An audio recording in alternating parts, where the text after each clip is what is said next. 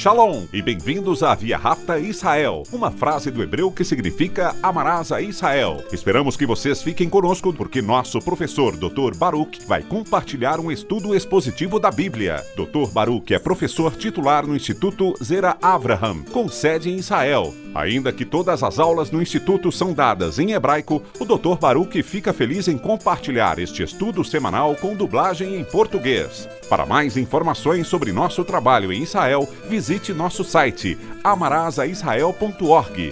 Fiquem agora com o Dr. Baruch e a aula de hoje.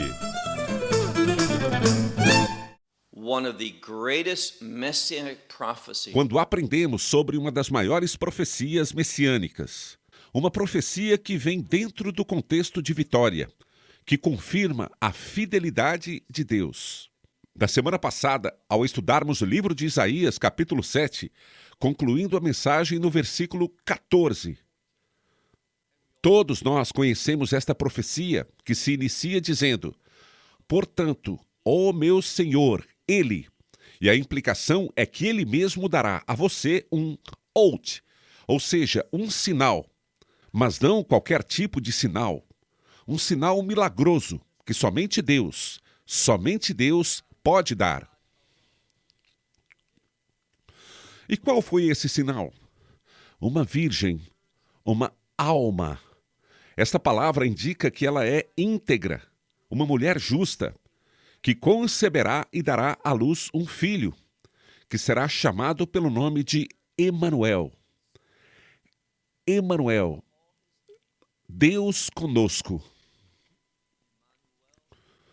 E como os rabinos ensinam, e eles estão absolutamente corretos neste caso, este nome Emanuel para Messias é um nome redentor do Messias.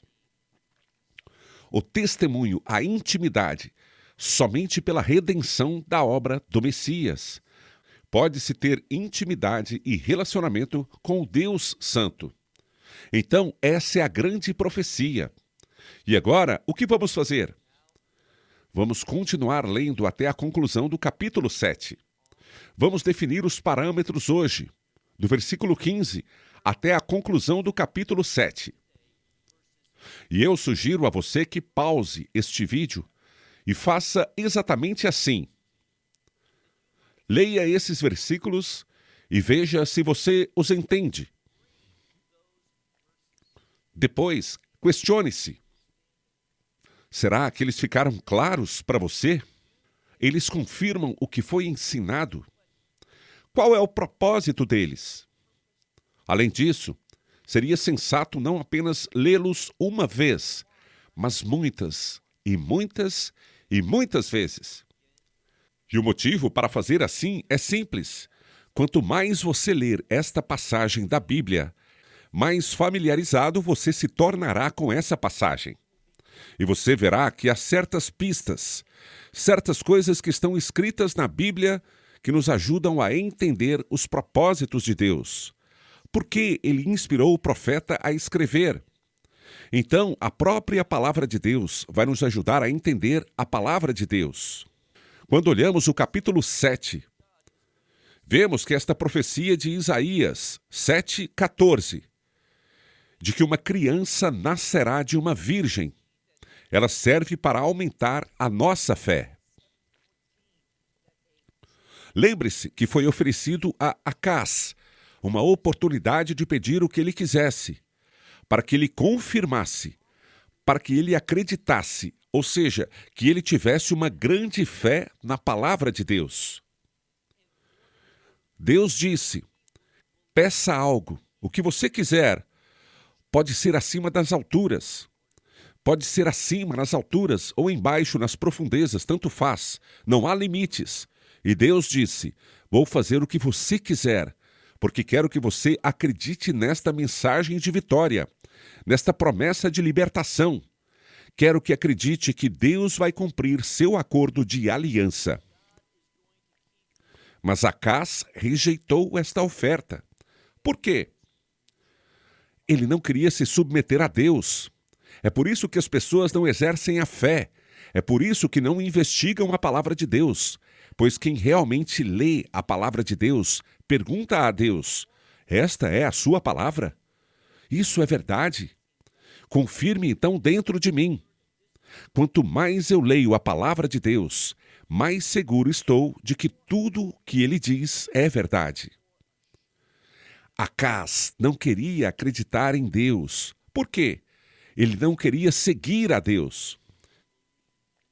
Então Deus recorreu a outro grupo, Bet Davi, a casa de Davi.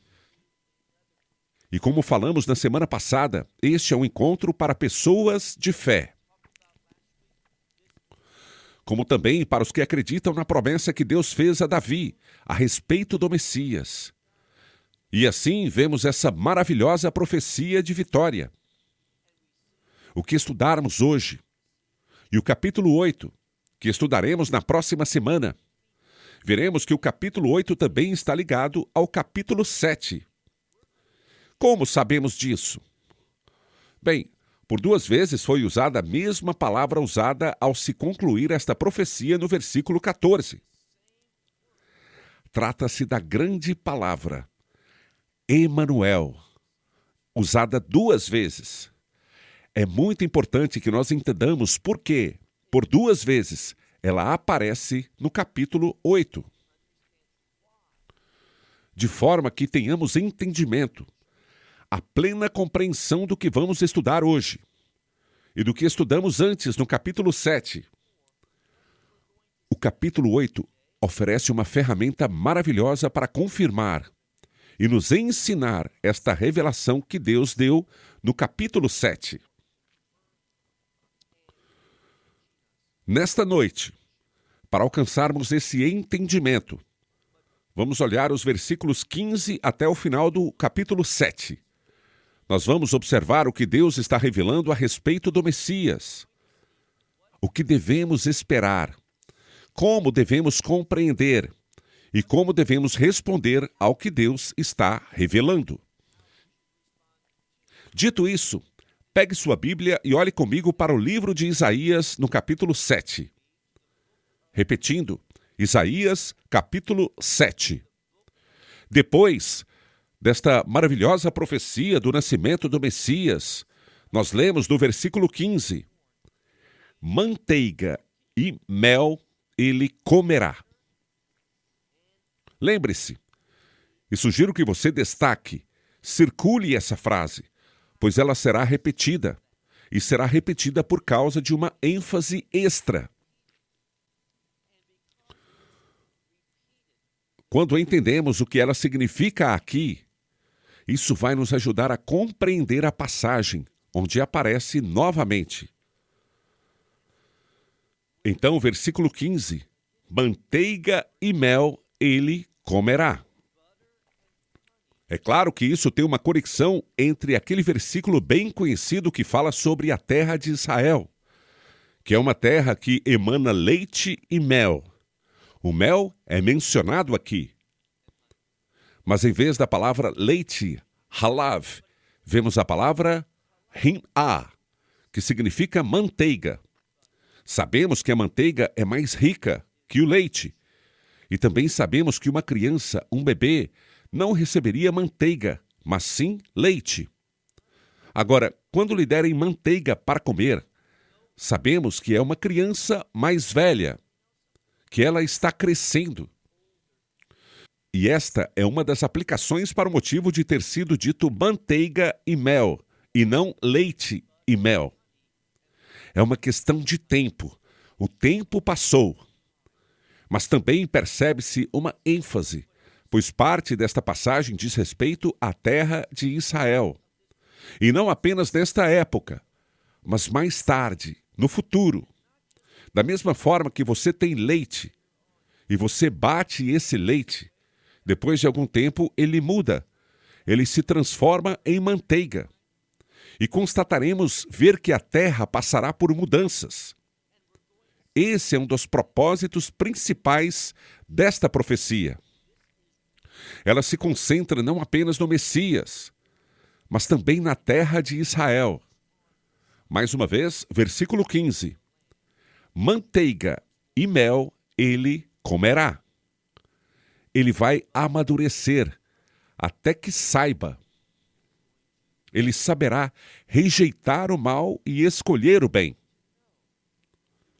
Aqui, ele está simplesmente falando novamente sobre uma mudança, um amadurecimento para nos mostrar que uma criancinha não distingue o mal do bem. Ela não consegue escolher, ela não consegue tomar decisões, mas à medida que amadurece, ela consegue. Então vemos que o tempo está avançando. Olhe para o versículo 16. Pois antes que ele saiba, e veja uma mudança. De quem ele está falando? Quando olhamos anteriormente, nós vemos que estamos falando de um bebê, um bebezinho que vai nascer. Mas agora vemos não a palavra para Yelet, que em hebraico significa criança, e vem do verbo Yeleret, que significa dar à luz. Então, quem dá à luz a quê? A uma criança. Mas aqui descobrimos que não é mais a palavra criança, mas sim a palavra Hanar, os jovens.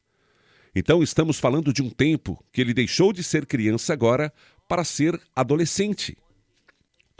Isso é importante. Nós sabemos que anteriormente o rei em questão era o rei Acás, que governou por aproximadamente 16 anos. De acordo com a maioria dos historiadores, ele começou seu governo por volta de 732 a.C. e governou até 716 a.C.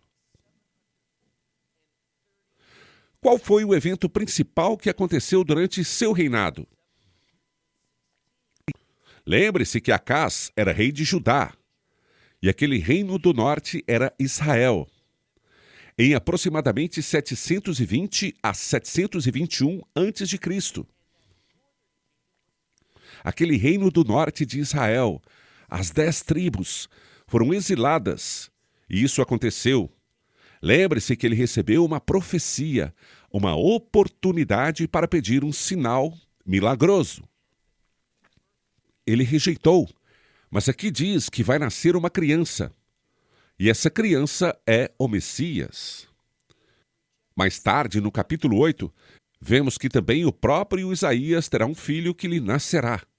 Na verdade, ele tem 2 filhos, e esses 2 filhos são usados para confirmar não um duplo cumprimento, mas para confirmar esta profecia, que é uma profecia de vitória, da vitória do Messias. Agora, estamos falando de uma criança antes que ela fique muito velha, antes de se tornar adulta, ainda está na adolescência. Esta profecia será provada como confiável para Acás e para os que têm fé, a casa de Davi. Olhe novamente para o versículo 16. Pois antes que este jovem saiba rejeitar o mal e escolher o bem, algo vai acontecer. O que será? E Isaías conclui: a terra será abandonada, será desolada. Que terra? Estamos falando da terra de Judá. Por quê? Lembre-se do contexto. É por isso que é tão importante ler e reler, e ler de novo, e de novo, e de novo. Nós, geralmente, nos esquecemos as coisas. Mas se lermos várias e várias vezes, elas ficam gravadas em nossas mentes. Nós precisamos lembrar como essa profecia começou. Haverá uma mudança. Lembre-se, temos o ano em que Uziarru morreu.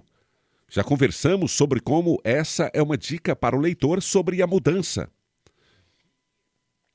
Nós também fomos informados de que havia 2 pessoas. Nós identificamos Arã, Síria e Israel, o reino do norte. Eles formaram uma coalizão, uma confederação para atacar Judá. Mas Deus diz que isso não vai acontecer. Esse plano não se concretizará, pois algo mais vai acontecer. Agora estamos sendo informados disso novamente. Olhe para o versículo 16. Muito em breve, antes que esta criança nasça, falaremos sobre isso na próxima semana. Antes que uma criança que nasça seja capaz de discernir entre certo e errado e de escolher sabiamente o que vai acontecer. Isaías continua: a terra, esse é o termo Adamá, o chão, mas se referindo a Judá, a terra ficará deserta. Por quem? Aquele a quem você teme. Está se falando sobre esta confederação que está vindo. Alguns diriam que ele está falando com Acaz e diz: esta terra será abandonada por eles, esta terra que você odeia. Acaz não está agindo de forma que mostre seu amor, sua fidelidade, sua preocupação com a terra. Por quê? Ele não acredita em Deus. A razão pela qual ele é rei é porque ele faz parte de uma genealogia estabelecida por Deus. Ele é rei porque Deus o colocou nesse lugar. Ele está na genealogia. Deus fez com que ele nascesse nessa família, na linhagem de Davi. E ele não está agindo de forma que mostre seu amor pela terra. E terra, aqui, é sinônimo de promessa.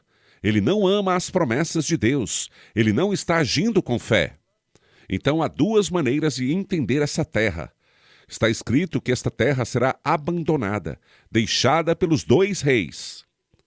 Então são esses dois reis da terra, esses dois que conhecemos antes, no capítulo 7, o da Síria e o de Israel. Essa é outra confirmação de que o que Acaz teme não vai se materializar. Seu medo está equivocado. Olhe agora para o versículo 17. Não é que ele deva temer a Síria e a Israel. Não, aquele que está vindo para Judá e que vai executar seu plano contra o rei de Acaz não é a Síria e Israel, mas sim, certamente, é a Assíria. É por isso que lemos, veja o versículo 17. O Senhor trará sobre você e sobre seu povo e sobre a casa de seu pai dias como nunca houve antes, desde que Efraim se separou de Judá. Agora, o que está dizendo aqui é que coisas ruins estão chegando. E estão vindo por quem? Pelo rei da Assíria. E ele virá. E da mesma forma que foi devastado, foi dito que a monarquia foi dividida. A casa de Israel foi dividida em duas monarquias, dois reinos, o reino de Judá e o reino de Israel. Isso mostra, anuncia uma queda. Uma casa dividida não pode permanecer de pé. Mas perceba algo, mesmo que a Assíria esteja vindo, mesmo que a Assíria traga destruição ao reino do norte, e mesmo que haja muito sofrimento para Judá, a Assíria não será bem sucedida. Como que sabemos disso? Continue lendo. Vamos olhar novamente para o versículo 17, que já está terminando. O Senhor trará sobre você e sobre seu povo e sobre a casa de seu pai dias que nunca houve antes deste dia. Ou seja, é um tempo único. E é semelhante à separação de Efraim, ou seja, do reino do norte, de Judá, referindo-se à monarquia dividida. Depois vemos no final do versículo 17, Et Melech Ashu. Estamos falando sobre Senharif, que é aquele rei malvado da Assíria que veio e sitiou Jerusalém e trouxe tanta destruição para as cidades de Judá. Mas este rei não teve sucesso. Ele não trouxe uma queda para Judá. Agora vamos para o versículo 18. No versículo 18 percebemos uma coisa. Na verdade, nos próximos versículos, veremos algumas vezes uma frase sendo repetida. E a frase é Beyom Ha-Hu. Eu percebo que a grande maioria das pessoas ouvem nossos falantes de hebraico. Mas você precisa aprender essa frase. Beyom Ha-Hu. Bei significa em. Ion, dia. Beyom Ha-Hu. Ha-Hu é aquele. Então, naquele dia, Beyom Ha-Hu. Geralmente a expressão naquele dia se refere ao dia do juízo de Deus. Nós precisamos entender que, embora estejamos falando de um tempo de mais de 2.800 anos atrás, esta profecia possui implicações para o nosso futuro, que vão muito além do contexto do público original. Como sabemos? Bem, com qual profecia começamos? Com o capítulo 7, versículo 14, a profecia do nascimento do Messias. Então, ela teve implicações quase 800 anos no futuro para aquele público, mas também tem implicações para os últimos dias. Em outras palavras, esta passagem está ensinando ao leitor como ser fiel nos últimos dias, como confiar em Deus, assim como Deus estava dizendo para Acás confiar nele, que Israel, ou seja, Judá, o reino do norte, a cidade de Jerusalém, não cairia. Ela será sitiada, será um momento difícil, um tempo horrível, mas Jerusalém não cairá. Veja o versículo 18. Acontecerá no futuro. Acontecerá naquele dia em que o Senhor assobiará as moscas que há no extremo do rio Nilo, aquele rio do Egito, e também as abelhas que estão na terra da Assíria. A maioria dos estudiosos acredita que esta é uma profecia com implicações para os últimos dias, mas não se refere a um evento específico dos últimos dias. Outros acreditam que há um cumprimento duplo, um no contexto original, que eu vou explicar em breve, e outro dos últimos dias, referindo-se a eventos que acontecerão e que estão descritos em Daniel capítulo 11. Vamos deixar isso de lado por enquanto. Deixe-me compartilhar com você o que a maioria dos estudiosos vê. Isso é profético e se refere ao futuro. Está falando à época do rei Josias. Lembre-se de que, na época dele, a Assíria estava se aproximando. No entanto, este não é o mesmo rei. Aquele rei foi derrotado. Deus o removeu de Judá de maneira sobrenatural, e ele foi condenado à morte por adorar ídolos. Isso acontece gerações depois, sob a administração não do rei Acás, mas de Josias. E mais uma vez o rei do norte veio, mas Deus fez uma coisa. O que foi? Olhem novamente para o versículo 18. Acontecerá naquele dia. Isso nos dá indicação de que tem relevância para os últimos dias. O que estamos aprendendo aqui, precisamos aprender para os últimos dias. O Senhor vai assobiar as moscas que há no extremo do rio Nilo. De quem estamos falando? Do Egito. Se você olhar, por exemplo, no final de 2 Crônicas e também de 2 Reis, temos um exemplo que Deus usou o Egito, chamando especificamente o rei Neco. E trouxe o líder assírio do norte. E vemos que, mais uma vez, a provisão de Deus. Neco derrotou a Assíria, trouxe vitória para aqueles em Judá. Deus o usou como um instrumento. E estou falando sobre o rei do Egito, com o propósito de defender Judá. Mas aqui tem um problema. Josias era, na maioria das vezes, um bom rei, um rei fiel, Mas nesse instante ele não acreditou. Ele duvidou. E por ter duvidado, embora a vontade de Deus tenha sido cumprida, o Egito destruiu a Assíria. E Judá foi beneficiada daquela vitória. Mas porque Josias não acreditou, ele perdeu a vida durante a batalha. Olhe para o texto que fala sobre essa vitória de Judá, que veio através do Egito. Versículo 19. Falando sobre isso, Isaías diz: E elas virão e pousarão todas elas nos rios que estão desolados. Esta é a palavra Nahal, que geralmente se refere a um leito de rio que está cheio de água no inverno, mas seco no verão. E aqui diz que eles ficarão desolados. Além disso, continuamos lendo, diz: E nas fendas das rochas, ou nos buracos das rochas. Tanto faz como você traduz, e em todos os espinheiros. Em algumas Bíblias está escrito, em todos os pastos.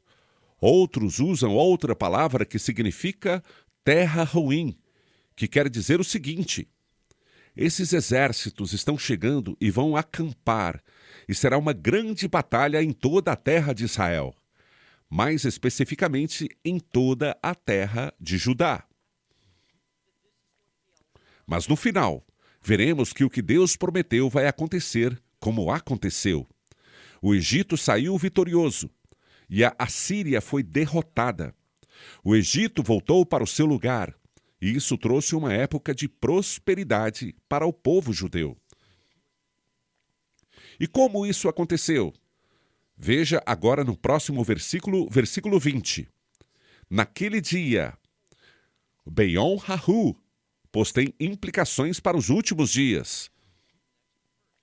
Diz aqui, naquele dia o Senhor, ou seja, Adonai, ele vai raspar com a navalha alugada, que está nos lugares mais distantes do rio. De quem estamos falando? Do rei da Assíria, pois a cabeça do rei da Assíria será raspada e até os pelos de suas pernas, e também sua barba será aparada. Tudo isso é para dizer que o rei da Assíria vai ficar envergonhado. Alguns podem dizer que sua cabeça se refere a ele mesmo. Suas pernas são seus exércitos. E sua barba fala sobre a extinção de seu império por gerações. Mas o que Deus está fazendo aqui? Ele está ensinando ao povo sobre a capacidade de Deus de derrotar o inimigo, de trazer libertação, trazer vitória, trazer salvação àqueles que confiam nele. Simplificando, todas essas coisas, preste atenção, todas essas coisas são eventos históricos. Do nosso ponto de vista, são futuristas para estas profecias. Isaías diz: é isso que podemos esperar que aconteça, e esses acontecimentos confirmam a profecia do capítulo 7, versículo 14, sobre o nascimento do Messias, e não apenas o nascimento, mas sua obra.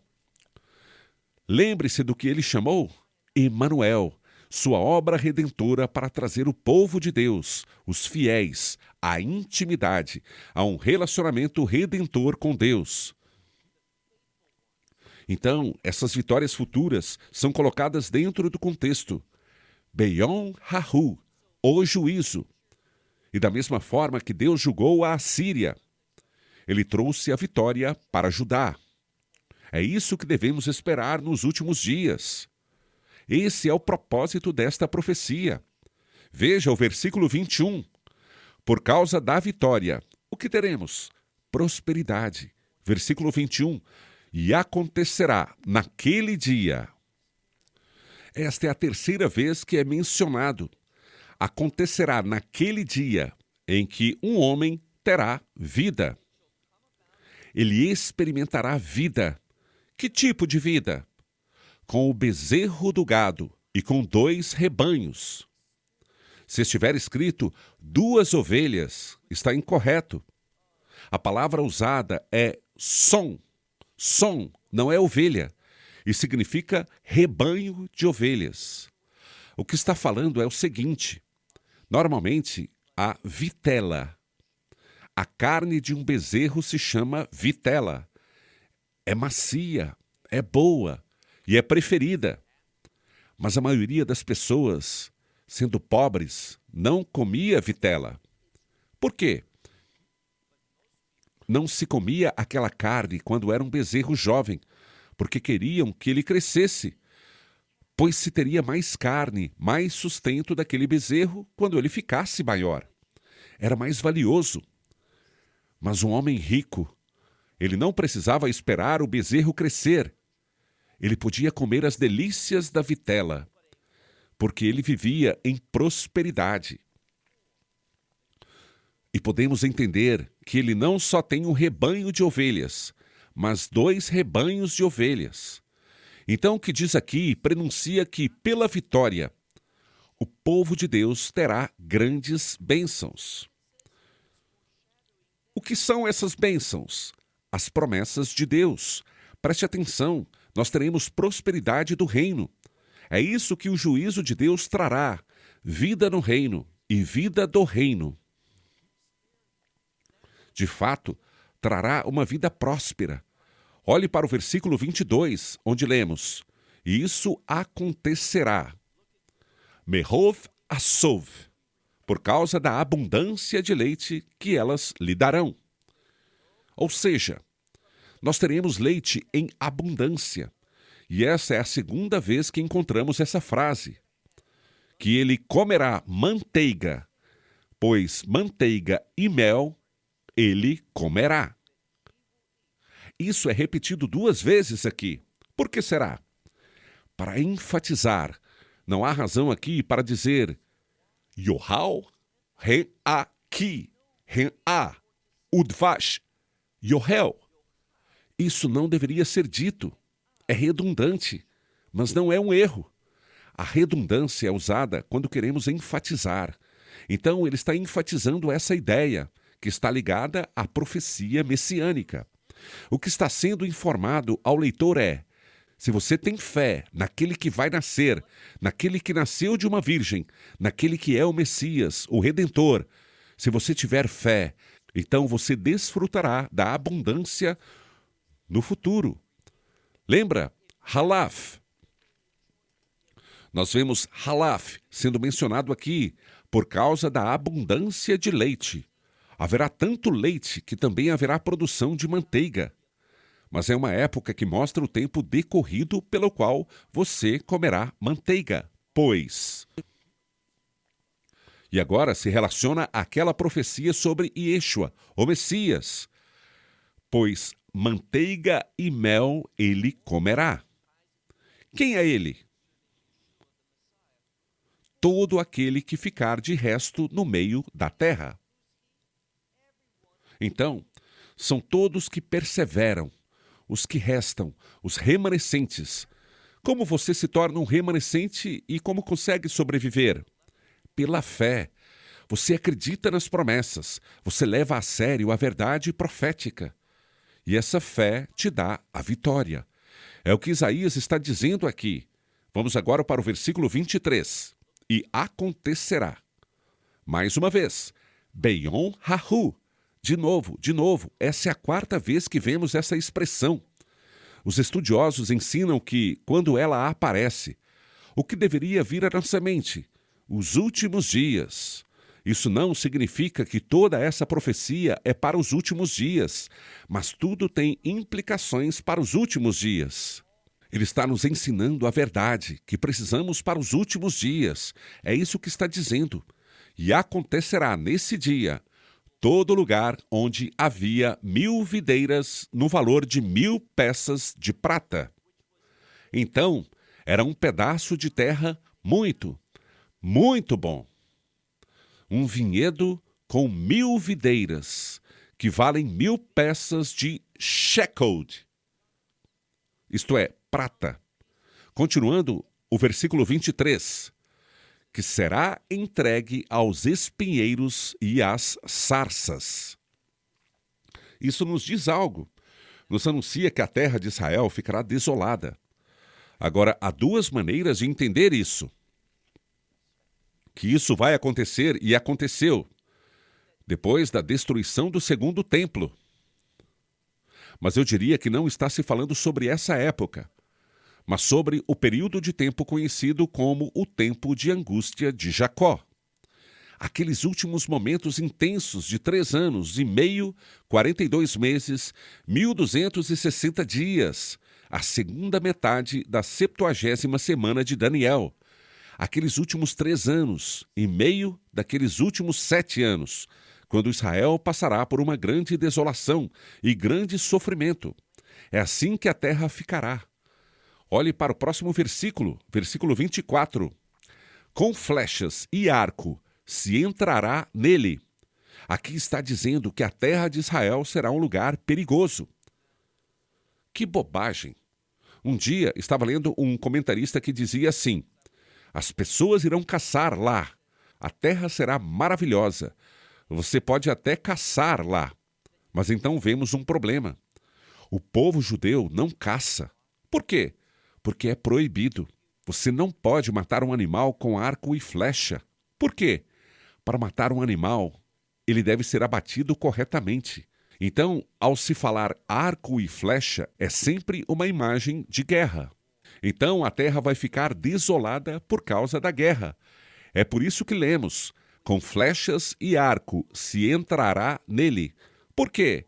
Porque os espinheiros e as sarças cobrirão toda a terra. Será um lugar desolado por causa da guerra. É isso que acontecerá com Israel nos últimos dias.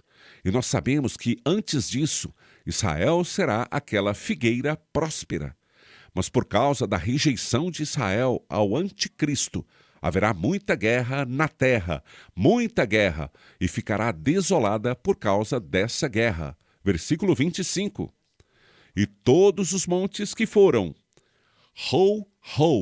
ou seja, que foram lavradas, diz: você não irá mais. Explicando, a terra ficará tão ruim que ninguém irá e tentar cultivá-la. Ao invés, por causa do medo. E isso fala da intensidade dos espinheiros e das sarças, da desolação dessa terra, nesses lugares, isto é, nesses lugares os bois e as ovelhas serão mandados para lá. E vão pisotear sobre eles. Vão andar sobre eles.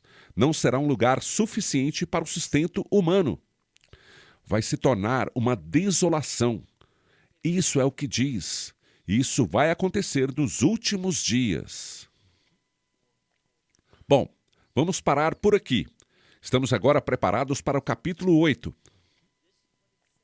Pois o capítulo 8 nos dá uma melhor compreensão do que acabamos de falar. Ele vai clarear os termos mais compreensíveis, com outros acontecimentos que confirmem esta grande promessa de vitória através do Messias. Depois, veremos mais uma vez esta desolação da terra. Entretanto, uma mudança maravilhosa. Uma mudança de reino acontece. E nós veremos tudo isso quando chegarmos ao capítulo 9. Lembre-se do que eu já disse. Esta parte dos capítulos 6, 7, 8 e 9 formam uma unidade que nos dá uma visão geral da fé, da verdade e dos acontecimentos dos últimos dias, e os coloca em ações que servem como confirmações para nós. Outros eventos históricos confirmam que devemos acreditar na revelação da profecia de Isaías. E esta é uma passagem-chave da Bíblia para nos ajudar a nos preparar para o que vai acontecer e para entender os eventos dos últimos dias. Assim, paro por aqui. Até a próxima semana, quando continuaremos no capítulo 8. Obrigado por assistirem. Shalom. desde Israel. Thanks for watching, and shalom from Israel. Esperamos que você tenha desfrutado da aula de hoje e que possa compartilhá-la com outros. Te convidamos a participar e nos acompanhar a cada semana, a esta hora e por este canal, em mais um episódio de Amarás a Israel. Para mais informações em português, visite amarasaisrael.org, onde encontrará muitos outros estudos realizados pelo Dr. Baruch. Até a próxima semana. Que Deus, nosso Messias e Yeshua, nosso Senhor Jesus Cristo, te abençoe durante a sua caminhada com Ele. Shalom, desde Israel.